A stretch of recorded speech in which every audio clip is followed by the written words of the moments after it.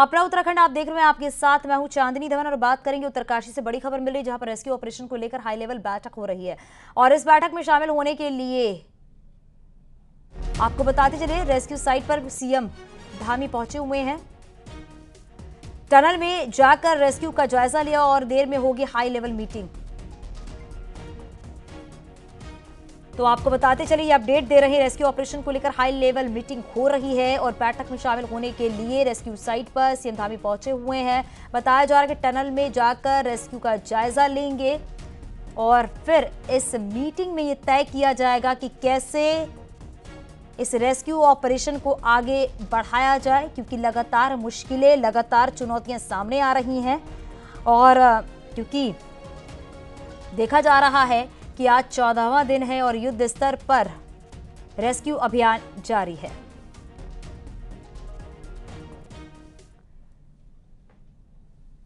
Rescue operation का आज 14वां दिन है और ऑगर मशीन की अगर बात करें तो सरिया का जाल फंसने से रोका गया है ड्रिलिंग का काम और ड्रिलिंग करते समय सरिया के जाल फंसने से रेस्क्यू ऑपरेशन के सामने सबसे बड़ी चुनौती आई है। बताया जा रहा है कि बीती रात से ऑगर मशीन जो है, ऑगर ड्रिलिंग मशीन जो है वो बंद चल रही है, क्योंकि ड्रिलिंग मशीन में लोहे के रॉड आने से ऑगर मशीन के कुछ पार्ट में दिक्कत आ गई है, जिसके बाद अभी वहां टेक्निकल टीम उस दिक्कत को दूर करने में जुटी हुई है।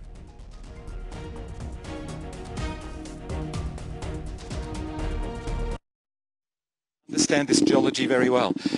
Every door that we're trying to open has its advantages and its disadvantages, but our mission is 41 men home safe and no one hurt in the process.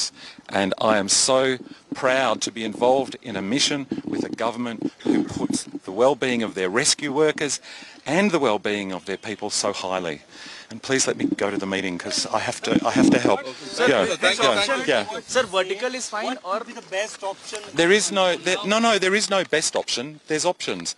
We're doing a deal with a mountain, and we don't know exactly what the mountain is going to let us, which door it's going to let us open. So we're adjusting ourselves. By when the drilling started from the mountain, sir? Manual drilling also?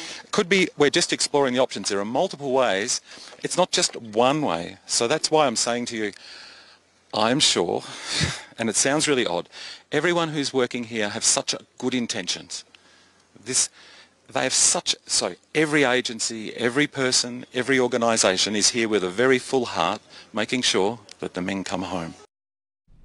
और ground zero पे हमारे सहयोगी अनुपम हमारे साथ जुड़े हुए हैं, साथ ही सत्येंद्र बर्तवाल भी हमारे साथ हैं। अनुपम, क्योंकि आप ग्राउंड जीरो पर मौजूद है, वहां की एक एक तस्वीर हमारे दर्शकों तक आप पहुंचा रहे हैं, किस तरह से युद्ध स्तर पर काम किया जा रहा है। फिलहाल जो भी हाई लेवल मीटिंग होने वाली है उसको लेकर क्या जानकारी? चांदी, देखिए इस वक्त की सबसे बड़ी खबर यह है कि अब से थोड़ी देर पहले जो पुष्कर धामी उत्तराखंड के मुख्यमंत्री हैं वो टनल में गए थे और टनल के बाहर निकलने के बाद अब वो हाई लेवल मीटिंग के लिए पहुंच गए और हाई लेवल मीटिंग शुरू हो चुकी है। ये इस वक्त का बड़ा अपडेट न्यूज 18 दे रहा है, जिसमें मुख्य सचिव उत्तराखंड के वो वहां पर मौजूद हैं, तमाम जो अफसर हैं वो वहां पर मौजूद हैं, साथ ही साथ जो एजेंसीज लगी हुई हैं यहां पर इस पूरे रेस्क्यू ऑपरेशन में उनके चीफ्स को भी इस हाई लेवल मीटिंग में बुलाया गया है ताकि आगे का प्लान ऑफ एक्शन यहां पर तैयार किया जा सके। और अब से थोड़ी देर पहले, कुछ ही देर पहले ये मीटिंग अभी शुरू हुई है।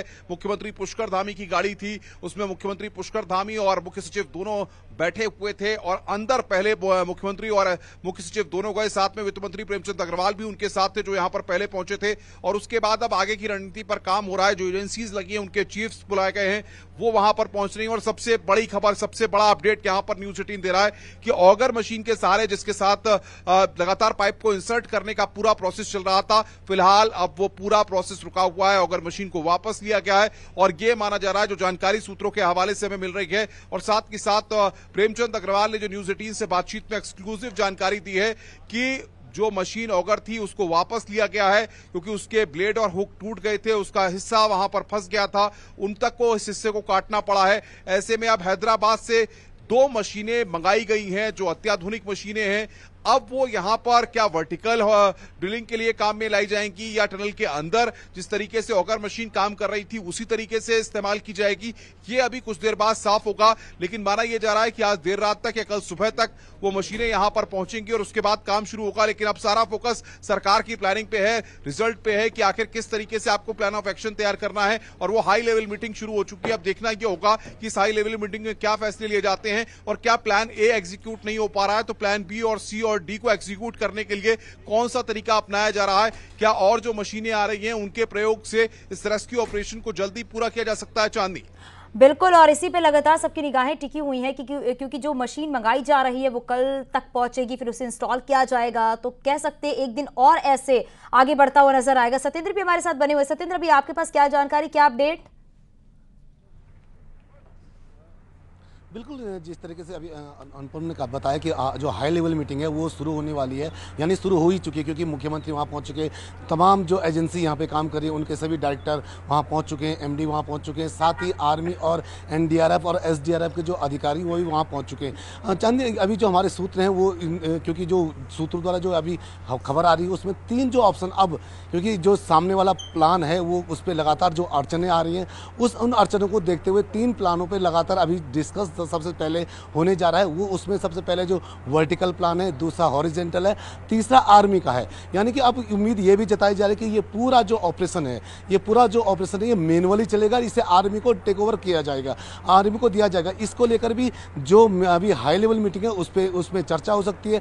दूसरा जो प्लान मैं आपको बता रहा हूँ वो है हॉरिजेंटल, यानी कि RJVNL, जो कि टनल देख सकती है, टनल के जो ठीक लेफ्ट से एक यहाँ से 172 से 75 मीटर की टनल, यानी कि 2 मीटर जिसका व्यास होगा उस टाइप की एक पूरी टनल RVNL यानी रेलवे जो निगम बोर्ड है वो बनाएगा, और वहाँ से भी रेस्क्यू का काम शुरू होगा। लेकिन वो जो दिन लगाएंगे उसको बताया जा रहा है उसमें कम से कम 10 से 15 दिन का वो समय उन्होंने मांगा है। साथ ही अगर वर्टिकल ड्रिलिंग की बात करें तो वर्टिकल ड्रिलिंग में अगर आज मशीनें ऊपर पहुँच चुकी हैं और आज से अगर काम होता तो कम से कम 3 से 4 दिन उनका भी सतलुज जल विद्युत निगम उस पर काम कर रही है।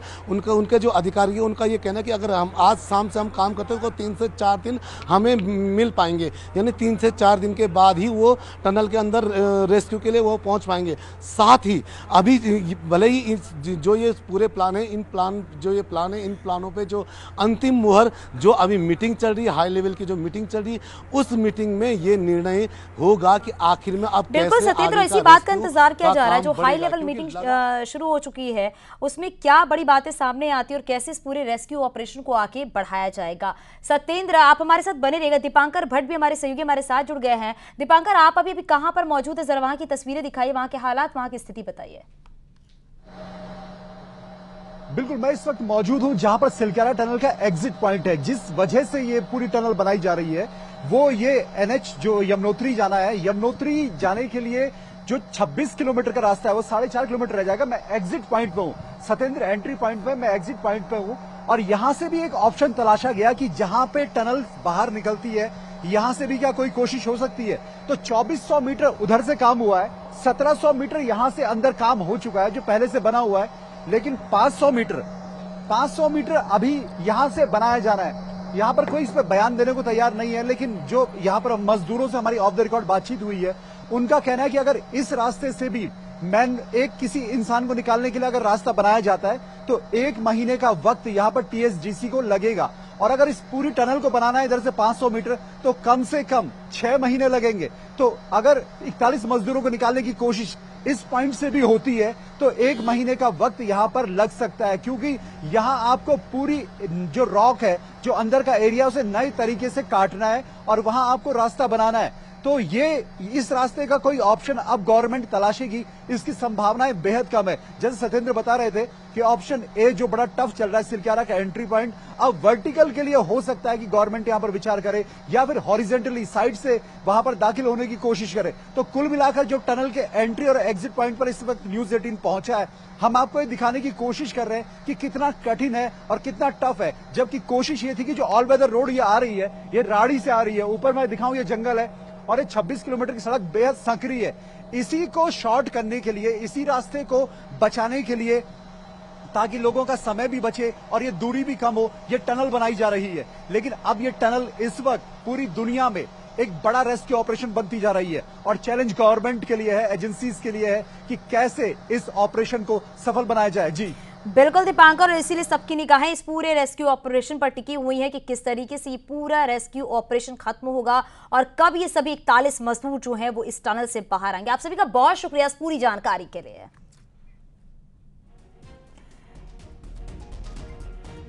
रेस्क्यू ऑपरेशन का आज 14वां दिन है ऑगर में सरिया का जाल फंसने से ड्रिल का जो काम है उसे रोका गया है। ड्रिलिंग करते समय सरिया के जाल फंसने से रेस्क्यू ऑपरेशन के सामने सबसे बड़ी चुनौती आई है। बताया जा रहा है कि बीती रात से ऑगर ड्रिलिंग मशीन बंद चल रही है क्योंकि ड्रिलिंग मशीन में लोहे की रॉड आने से ऑगर मशीन के कुछ पार्ट में दिक्कत आ गई है, जिसकी बाद अभी वहां पर टेक्निकल टीम उस दिक्कत को दूर करने में जुटी हुई है।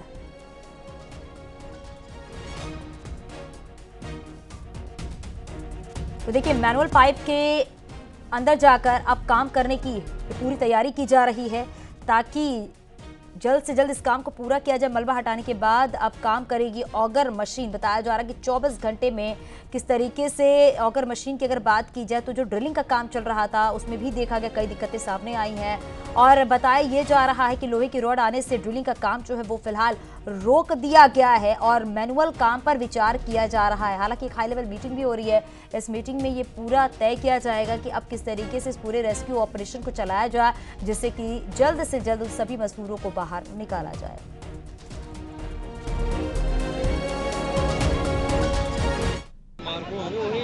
उसको कटिंग किया जाएगा, उसके बाद निकाला जाएगा। इधर अंदर फंसा हुआ क्या है? सरिया है। एलजी किसमें फंसा? जो बीट है ना उसमें फंसा। कौन सी मशीन है? ऑगर मशीन में? हाँ, पूरा बोलो, क्या फंस गया, क्या हुआ एक बार बताओ। उसमें जो एलजी जो रहता है ना वो जो बीट में फंस गया।